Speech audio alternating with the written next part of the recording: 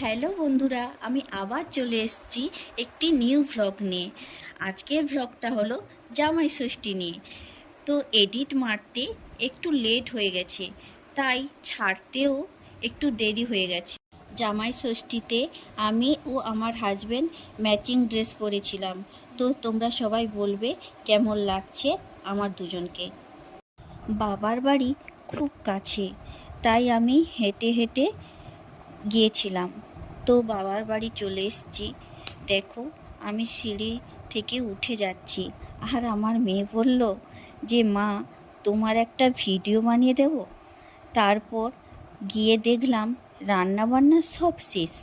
আমি বসে পড়লাম একদম খেতে।